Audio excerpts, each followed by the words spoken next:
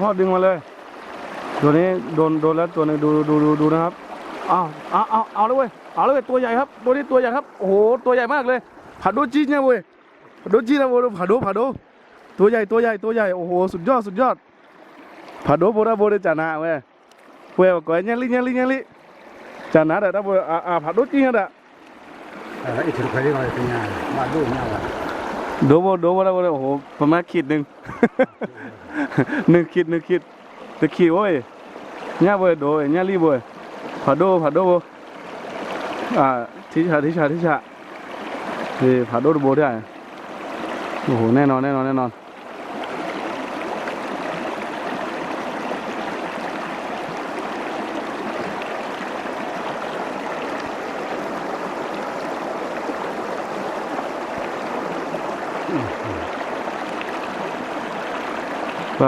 พายจีนที่โบเลยเนาะโหตั้งนานได้ตัวเท่านี้นี่คือปลาก้านครับไม่ใช่ปลาช่อนนะปลาช่อนนี่อีกแบบหนึ่งอันนี้ปลาก้านอยู่ตามแม่น้ำที่น้ำเชี่ยวทีละชุยจะดูเนี่ยลิกว่าเนี่ยลิแต่ไม่ว่าเนี่ยลูไม่บ้าอย่าปลาเฟบลาไปก่อบ่ได้อยู่ต้องบุกก็ได้โอ้โหแน่นอนนั่นแหละถอดได้กี่ตัวแล้วพ่อ5-6 ตัวแล้วใช่ไหมทิชาโอ้แน่นอนหลายตัวแล้วครับนี่กระด้งดูโอ้หลายตัวแล้วครับนี่โอ้ได้หลายตัวอยู่5-6 ตัวแล้วครับเดี๋ยวดูว่าเดี๋ยวตกต่อไปเดี๋ยวได้กี่ตัวครับดูแม่น้ำครับน้ำไม่ค่อยมีแล้วช่วงนี้จะเข้าฤดูแล้งแล้วจะเข้าเมษาเดือนนี้มีนาเข้าเดือนมีนาแล้วเดี๋ยวดูนะครับดูปลาตัวเล็กก็มีครับในน้ำดูครับ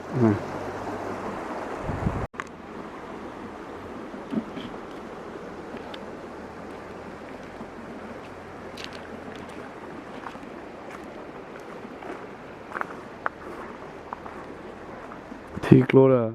ทีละตีบดเลยจ้ะไม่ได้จูคาเลยบ่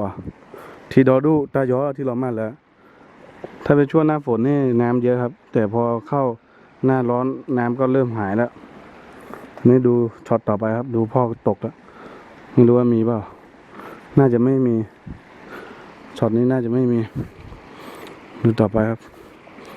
กลับไปแล้วพ่อผมกลับเข้าแล้วเราตบปลาเอาตัวนี้เขาสร้างฝายด้วยนี่หว่าสร้างที่กั้นน้ำไม่ให้น้ำเข้ามากินดู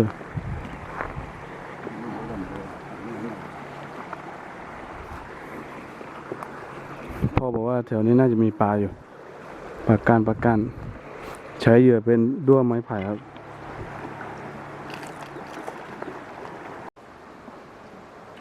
โดนอีกแล้วครับตัวนึง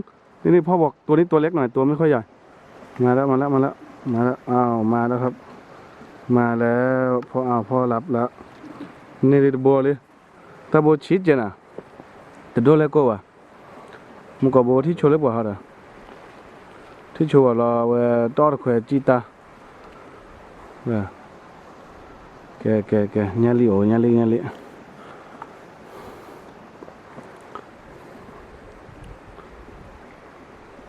ตัวใหญ่ไหมพ่อภาษาเหนือพ่อกะตัวน้อยไปตัวน้อยมาได้พ่อ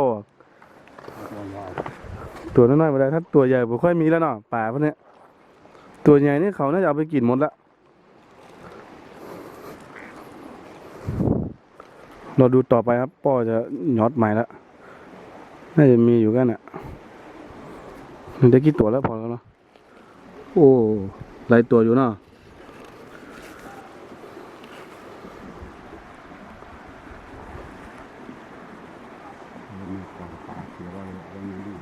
เขาเลยเนี่ยเมื่อป้าลำเลยป้าตะข้าเนี่ยอูเราไหนพ่ออะไรกินเนี่ย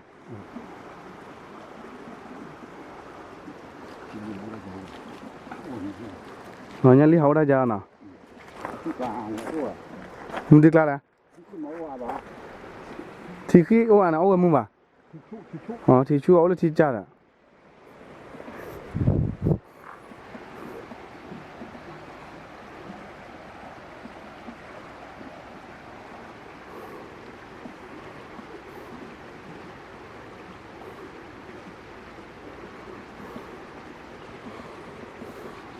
พอเด้อพ่อกำลังตกปลาอยู่ครับ ตัวนี้ไม่รู้ว่าติดว่าพ่อบอกว่ามันมีอยู่ตัวหนึ่งเดี๋ยวรอดูครับเดี๋ยวพ่อกำลังจะดึงแล้วพ่อดึงแล้วครับได้ตัวหนึ่งแล้วครับตัวหนึ่งตัวเล็กนิดเดียวตัวไม่ใหญ่เลยตัวนิดเดียวไม่ค่อยมีปลาแล้วน่ะเนี่ยโอ้อะไรวะเนี่ยโอ้ชี้เด้อเนี่ยโดเลยเด้อได้ชี้เนี่ยโบเด้โดเลยก็ละฮะดูเลยปลูกข้อแล้วนี่โบหรือโบเลยเนี่ยหรือโบเลยก็เจอ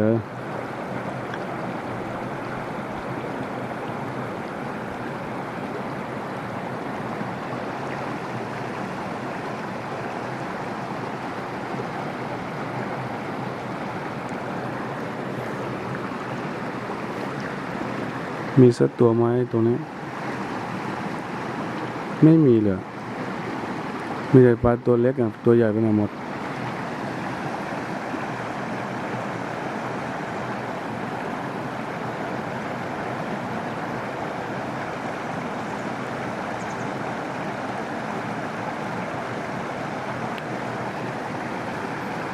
มีไหมว่าก็เราอมเอาตะแควนมันเลยไหมโอ้โบไหมโอ้บ่าบุตรลิมเนี่ย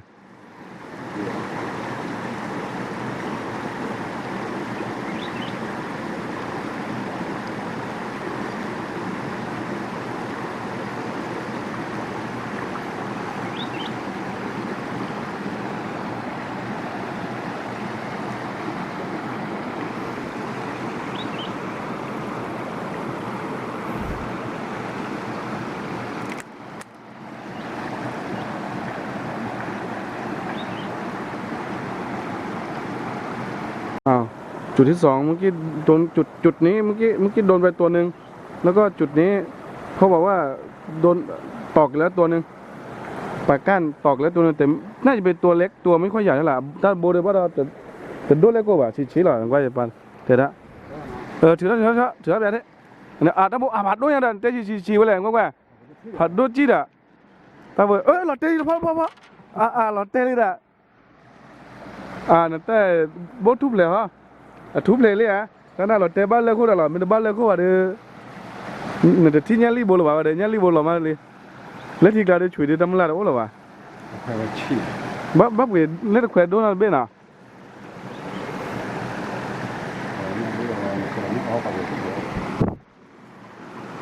หมดแล้วก็ป้อนเนี่ยมาแล้วก็รถเลยตอนแรกเว้ยเนี่ยขี้บอลเลยดำกว่าเลยดอบชิบพอเลยรู้ที่บ้าบัวป่ะ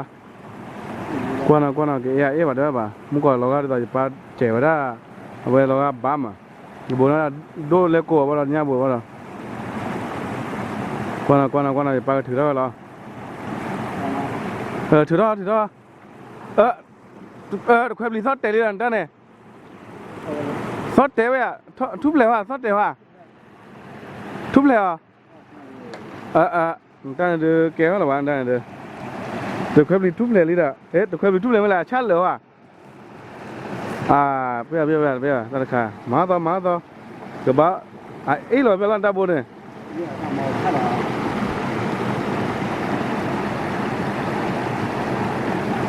ว้าหลุดไปแล้วตัวหนึ่งครับปากกั้น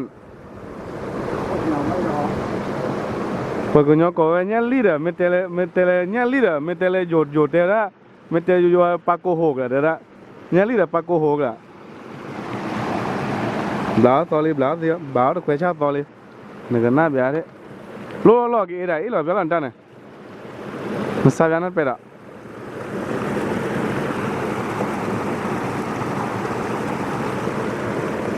แก้วแล้วว่ะแล้วเนี่ยบุลว่ะเอ็ดน่ะมึงก็ทุบเลยเตลิน่ะแต่เพียงเดียวบลาดฮาวเวเดนึกว่าเราเกี่ยเฮ้ทุบเลยว่ะนะเพียงนะมามุน่ะนะทุบเลยเดโซ่ละ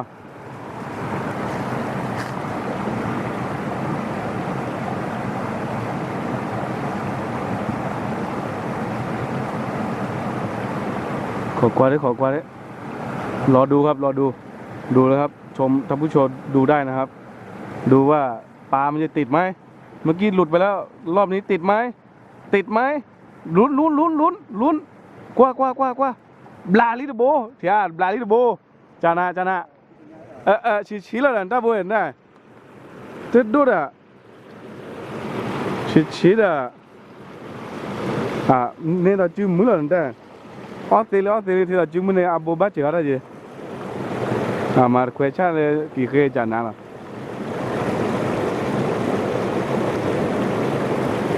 ไอ้ปลาชัวเลยชื่อบ่เลยก็ยังคือแล้วบุรีอันนี้บ่บ่เลย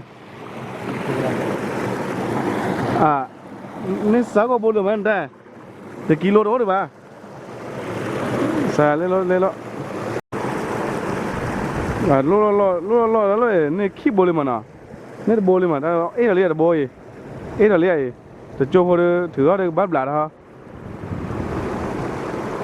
ดูนะครับผู้เชี่ยวชาญตกปลาที่เดียวตอก2 ที2 ตัวไม่รู้ว่าตัวนี้จะได้หรือเปล่าลุ้นครับลุ้นรอลุ้นนะครับว่าจะได้ไหม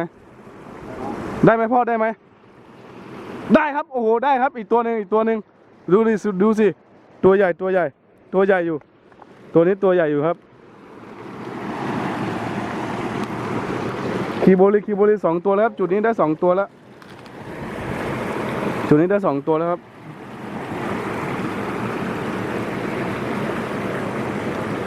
ปากก้านคนเหนือของปากก้านภาษากลางเรียกว่าปลาอะไรก็ไม่รู้จักเหมือนกันตระกูลเดียวกับปลาช่อนน่าจะเป็นตระกูลเดียวกันดีต่อเนี่ยลูกเลยแต่ไม่ถ้าเขาบอกว่าเนี่ยลีดอ่ะเนี่ยลูกน่ะผัดด้วยถ้าเนี่ยลีดชี้เจ้าสาวเลยเขาตอกแล้วตัวหนึ่งไม่แล้วตัวนี้ตัวเล็กนิดเดียวพ่อบอกหวังว่าคลิปตกปลานี่คลิปนี้คลิปซอบละวาโดนแล้วครับตัวหนึ่งครับไม่แล้วตัวหนึ่งคลิปนี้คลิปของช่อง YouTube ของซอบละวาน่าจะมีคนชอบอยู่ครับเดี๋ยวซอบละวาวันนี้ไม่ว่างก็เลยชวนพ่อมาตกปลาหน่อยมากับพ่อตัวเล็กตัวไม่ค่อยใหญ่ครับเมื่อก่อนนี่ปลาช่อนปลาก้านนี่ตัวใหญ่แต่ทั่วนี้น่าจะเริ่มแบบว่าไม่ค่อยมีแล้วมันน่าจะเริ่มคนมันเยอะขึ้นอะไรก็ลดลงปลาเปอร์ก็เริ่มจะหมดแล้วยิ่งมีคนมาช็อตปลาอีกโอ้โหหมดเวรกรรมเลยถ้าใช้คำพูดไม่สุภาพขอโทษด้วยนะครับดูนะครับเอาไปแล้วตอกแล้วตัวหนึ่งพ่อบอกว่าตอกอีกแล้วตัวนึงครับโอ้โหลุดครับโอ้โหเสียดายครับเสียดายมากเลยโอ้โหพ่อดึงเบาๆหน่อย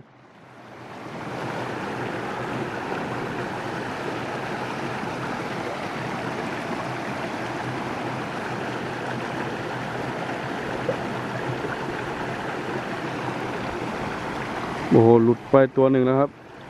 ตัวใหญ่กว่าตัวเมื่อกี้น่าจะเป็นพี่น้องกันนั่นแหละอยู่ด้วยกันอ่ะปลาพวกนี้น่าจะมีตัวพี่ตัวน้องตัวนี้ได้1 ตัวจุดนี้ได้1 ตัวแล้วก็หลุดไป1 ตัวเอาไม่แล้วครับ1 ตัวครับติดแล้วตัวหนึ่งตัวเล็กนี่เดียวพ่อบอกคอยดูนะครับคลิปนี้ถ้ามีคนชอบอย่าลืมติดตามช่อง YouTube ของซอบลาวาด้วยนะครับความเป็นมือเดี๋ยวเจ๋วเนี่ยแต่เฮ้ยบลาลิโบหลอดเทลแบบว่าโบเลยบ้าหลอดเทลแบบว่าหลอดเทลเปรี้ยวแบบหลอดเทมก็โบเลยละมาคุยมึงนะเด้อเล่ให้เราจอดเล่นอยู่กับน่ะพอเดี๋ยวคุยบุทอดอ่ะจานะความเป็นมือเดี๋ยวติดตามsubscribe ให้ช่องซอบลาวาอยู่นะความเป็นมือถ้ามาเดี๋ยวท้ายเจโดบยาเดี๋ยวถ้ามูหาเจ๋วเนี่ยแค่ว่าคาสุญญาอะไรหมาจะเดี๋ยวเจดิแค่ก็ดออูพอกันระเบิดบ่ระเบิดทุบแหลมก็บ่รถเทระเบิดอยู่หรอเมื่อก่อนเลยไปเลยว่าเลยดูเมื่อก่อนเลยเจเนี่ยไปเลยเจอเนี่ยเมื่อก่อนเนี่ยปัดอ้อเจก็บ่เชียวดูโอ้ละเชียวดูเนี่ยไม่เบื่อเลยดูเตอระเบิดมันเด้อนะระเบิดดูดิเจเนี่ยลิเลยเจอเมื่อก่อนเนี่ยมาชาเลยกี่เคว่าคุยชาเลยกี่เค นี่เราไปตกปลามาเมื่อกี้นะครับ ที่มีในคลิปอ่ะ เราไปตกมาไปกับพ่อ ได้มาแค่นี้นะครับ ได้มาไม่เยอะประมาณครึ่งโล อันนี้ปักกั้นนะครับ ถ้าชอบคลิปนี้อย่าลืมกดไลค์กดแชร์ด้วยนะครับ กดติดตามให้ด้วยนะครับผม ขอบคุณครับ